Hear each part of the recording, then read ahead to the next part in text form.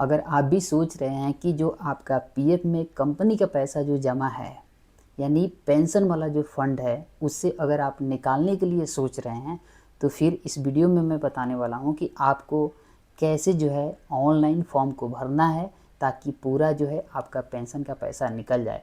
और ये अप्लाई करके फिर मैं आपको बताऊंगा कि किन किन बातों को आपको पहले ध्यान रखना है, ताकि आपका फॉर्म जो है रिजेक्ट ना हो। तो चलिए बिना देर किए सबसे पहले मैं बताता हूँ आप लोग को कि अप्लाई इसे कैसे करना है।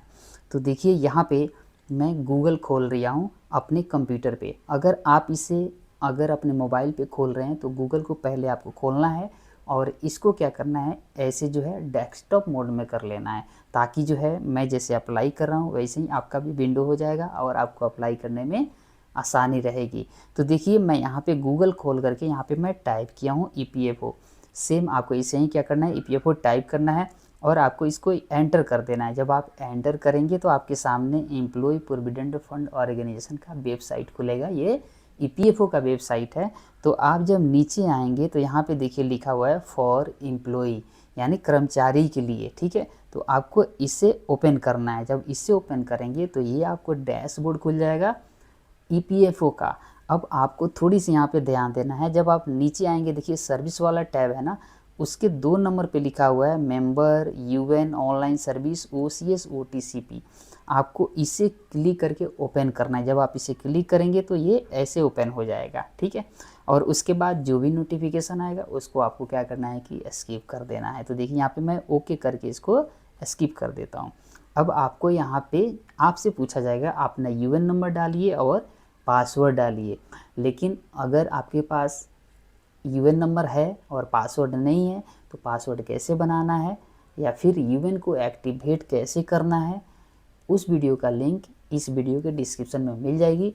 आपको पहले UN को एक्टिवेट करना है, फिर आपके मोबाइल पे पासवर्ड मिल जाएगा और आप ऐसे ही लॉगिन कर सकते हैं जैसे मैं करने वाला हूँ। तो देखिए मैं यहाँ पे UN और पासवर्ड डाल देता हूँ। ठीक है, अब देखिए मैंने यहाँ पे अपना UN नंबर डाला, ये आपको कंपनी से मिल जाएगी जहाँ पे काम करते हैं, और पासवर्ड आप जैसे ही UN को एक्टिवेट करेंगे तो आपको पासवर्ड मिल जाएगा। और उसके बाद ये कैप्चा पे होता है ना, इस कैप्चे को देख करके नीचे आपको भर लेना है और यहाँ पे साइन इन पे क्लिक कर देना है। जब साइन इन पे आप करेंगे क्लिक तो आपके मोबाइल पे जो आधार लिंक मोबाइल नंबर है उस पर एक OTP जाएगा। वो 6 डिजिट का OTP होगा, आपको यहाँ पे एंटर कर लेना है जैसे मैंने यहाँ पे कर लिया, और कैप्चा भी यहाँ पे मैंने भर लिया ऊपर वाला दे करके। ठीक है, और उसके बाद आपको क्या करना है कि यहाँ पे सबमिट पर क्लिक कर देना है। जब सबमिट पे क्लिक करेंगे तो ऐसे ही कुछ पॉपअप अलर्ट आते रहता है। जैसे जैसे वेबसाइट खुलती है आप इसे लेटर कर लीजिएगा, यानी कहने का मतलब हम इसे बाद में करेंगे, लेटर करना है। ठीक है, अब लेटर कर लेंगे। अब यहाँ पे आता है प्रोसेस की कैसे आपको पूरा का पूरा पेंशन का पैसा विड्रॉल करने के लिए कैसे फॉर्म अप्लाई करना है, कैसे फॉर्म भरना है। चलिए मैं यहाँ पे बताता हूँ। तो देखिए यहाँ पे आप ऊपर देख रहे हैं ना, होम व्यू मैनेज अकाउंट और ऑनलाइन सर्विस। ठीक है, आपको जाना है ऑनलाइन सर्विस में। जब ऑनलाइन सर्विस में जाएंगे तो सबसे ऊपर आपको दिखेगा क्लेम फॉर्म, इसमें मिल जाता है form 31, form 19, form 10C 10D, सारा फॉर्म इसी में होता है, इसी के अंदर होता है। चलिए इसे हम क्या करते हैं कि ओपन करते हैं। जैसे हमने ओपन किया तो देखिए यहाँ पे आ गया क्लेम फॉर्म, इतने सारे क्लेम फॉर्म दिखाई दे देंगे।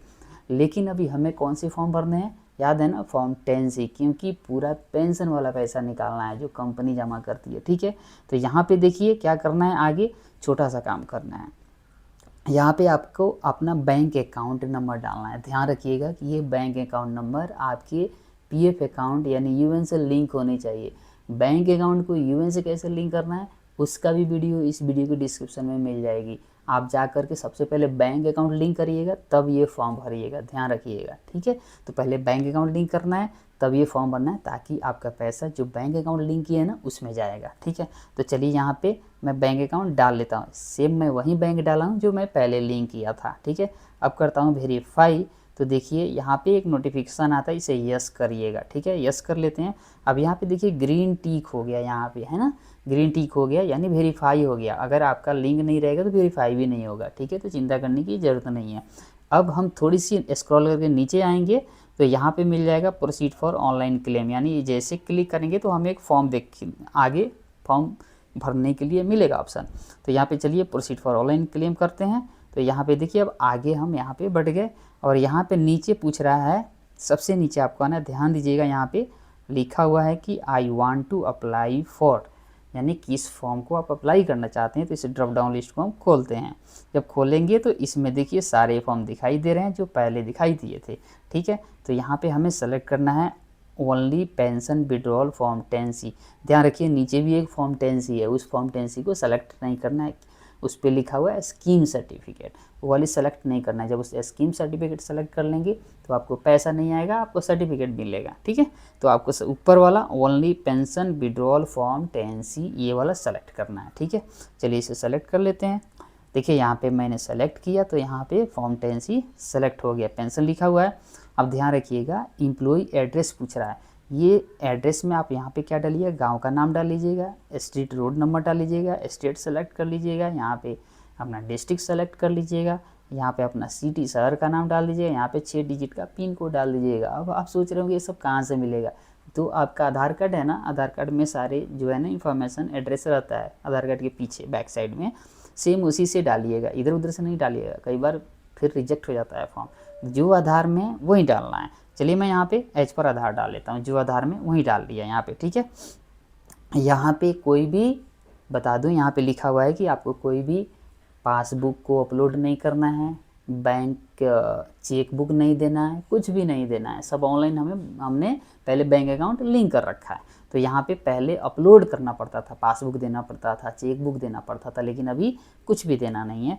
तो अच्छी बात है, आपको एक लिंक से बस आगे बढ़ जाना है। अब देखिए यहाँ पे हमें कुछ नहीं देना, हमने क्या किया, एड्रेस डाल दिया। अब यहाँ पे देखिएगा, ध्यान से, यहाँ पे लिखा हुआ है ना एक टिक करना, यहाँ पे टर्म्स कंडीशन एक्सेप्ट करना है, यहाँ पे ग्रीन टिक हो गया, मैंने एक्सेप्ट किया तो ठीक है, आपको भी कर लेना है। और फाइनल आगे क्या करेंगे, गेट आधार OTP करेंगे, तो OTP आएगा और डाल के सबमिट कर देंगे, ठीक है। चलिए गेट आधार OTP करते हैं और वेट हुआ, और ये देखिए OTP मेरे मोबाइल नंबर पे आ गया है और उस OTP को मैं यहाँ पे जो है डालने वाला हूँ। तो चलिए OTP को यहाँ पे डाल ही लेते हैं। तो यहाँ पे 6 डिजिट का जो OTP आया है वो फिर से मैंने डाल दिया, ठीक है। और करते हैं वैलिडेट, कि वैलिडेट हो जाए। अभी देखिए यहाँ पे वैलिडेट हो रहा है, अब देखिए वैलिडेट हो गया और यहाँ पे फॉर्म भी अप्लाई हो गया, सबमिट हो गया। अब देखिए यहाँ पे आ रहा है कि online OTP has been verified and eKYC updated, pension withdrawal claim form submitted successfully on unified portal, यानी फॉर्म भरा गया। बस 2 मिनट का काम था ना, आपका फॉर्म जो है फॉर्म पेंशन का भरने के लिए बस 2 मिनट में भरा गया। यहाँ पे हम चाहेंगे तो क्लिक हियर करके देख सकते हैं जो फॉर्म हमने भरा है। तो ये है फॉर्म 10C जो मैंने अप्लाई किया था, और इस फॉर्म 10C को आप चाहें तो डाउनलोड करके अपने पास रख सकते हैं, और इस फॉर्म 10C को आपको कहीं भी देने की ज़रूरत नहीं पड़ेगी। मैंने बताया था कि 1-2 चीज़ मैं आप लोगों को बताऊँगा ताकि आपका फॉर्म रिजेक्ट ना हो। पहला, ये फॉर्म को अप्लाई करने से पहले आपको ध्यान देना है कि जो आपकी PF में आपका नाम है और आपके पिताजी का नाम है और आपका डेट ऑफ बर्थ यानी जन्म तिथि है, वहीं सेम चीज़ आपके आधार कार्ड में भी होनी चाहिए। तो पहले करेक्शन करा लीजिएगा, मतलब दोनों का मैच करनी चाहिए, ठीक है ना, तभी ये फॉर्म भरिएगा ना। तो कई बार जो है क्या होता है, रिजेक्ट हो जाता है। तो लोगों का फॉर्म ज़्यादातर इसी कारण रिजेक्ट होता है कि जो PF में नाम अलग है और जो आधार में नाम है वो अलग है, तो दोनों का नाम सेम होनी चाहिए, तब जो है आप इस फॉर्म को भरिएगा, तब जो है आपका फॉर्म इजीली EPFO के द्वारा एक्सेप्ट कर लिया जाएगा और आपको जो है किसी प्रकार की परेशानी नहीं आएगी।